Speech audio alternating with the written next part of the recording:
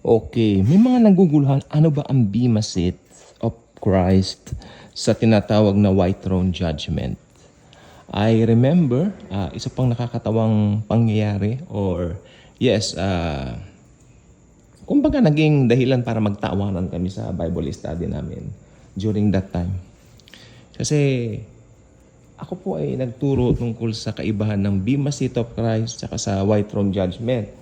Pero bago ko po ituro itong katotohanan na ito, tinanong ko, anong mas gusto ninyo? Bema Seat of Christ o White Throne Judgment? Sumagot yung yung balikbayan na galing ng Japan na babae. Okay, bali si ate, no? Naki-join sa Bible study. Ay, syempre, White Throne Judgment. Okay. Okay, sige po, paliwanag natin. Pinaliwanag ko. I told them, ang Bema Seat of Christ, ito ay judgment for believers, not to judge them for condemnation o para itapon sa impyerno. Hindi po. I-judge po sila based on their works, sa kanilang living dito sa paano sila naging living testimony dito sa lupa to bring people to Christ, ganyan. Sa madaling salita, ang Bema Seat of Christ ay para sa mga mananampalataya lamang.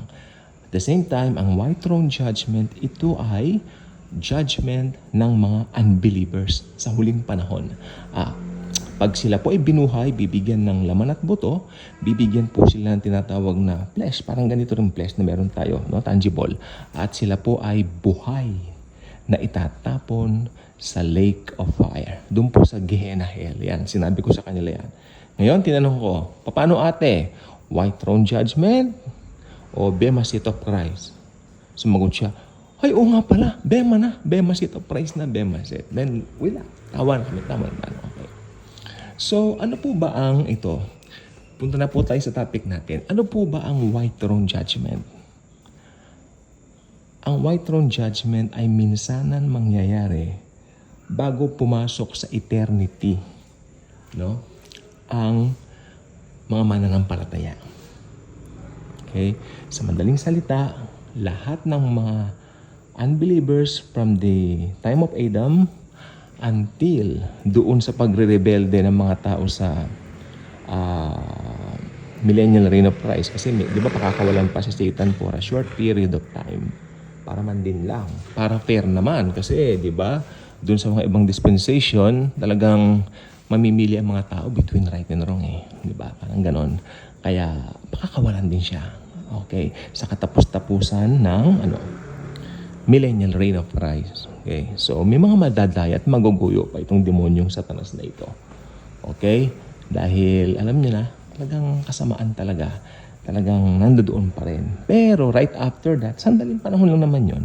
Then, after that, itatapon na po siya sa lake of fire. Ito na po. Kasama na yung mga binuhay na magmuli dito sa White Throne Judgment. At sabay na silang itatapon doon sa lake of fire. Forever and ever po silang pahihirapan doon sa lake of fire. Gehenna Hell yan, ha? It's a literal one. It's a literal place for those people. Sabi ng iba, I find it so hard that loving God can do that. Can, tolerate that way of thinking. Kaya yung ibang gumagawa ng ibang doktrina, pinagsabihan ko sila, wag na wag kayong gagawa ng doktrina based on your feelings. Dahil kung ano nakalagay sa Word of God, yan ang talagang mangyayari. Justice ng Diyos yun. Sapagkat ang kanyang anak na si Jesucristo namatay sa krus ng Kalbaryo at ito ay nagmistulang regalo, inialok sa buong mundo. Ngayon, kung ang tao tatanggihan niya ang nag-iisang regalo na sukat makapagdadala sa kanila sa glory ng kalangitan, pag tinanggihan nila yan, may impyerno talaga sila. Sapagkat ang tao pinanganak, meron pong tinatawag na human nature. Adamic nature, kung gusto niyo tawagin ganyan. Whatsoever. Kahit na ano pa man yan, ang tao may sin nature. S-I-N. Capital yung tatlong yan. S-I-N. Pinanganak, may sinful nature. So, kailangan niyang maalis. At ang tanging makapagtatanggal lang niyan ay ang Panginoong Jesucristo. That's why, sa hustisya ng Panginoon, sa hustisya ng Diyos, based doon sa katotohanan ang kanyang anak ay bumaba ng 33 years sa mundo. Namatay sa krus ng Kalbaryo. After that, nabuhay na magmuli. Okay? based doon sa ginawa ng Panginoong Hesus sa Kalbaryo, doon niya hahatulan ngayon ang mundo. Whether tatanggapin nila ang Panginoong Kristo, ang hatol, pupunta sila ng langit. Amen? Kapag tinanggihan naman nila ang hatol, to be with Satan forever and ever mo sa impyerno. Good night.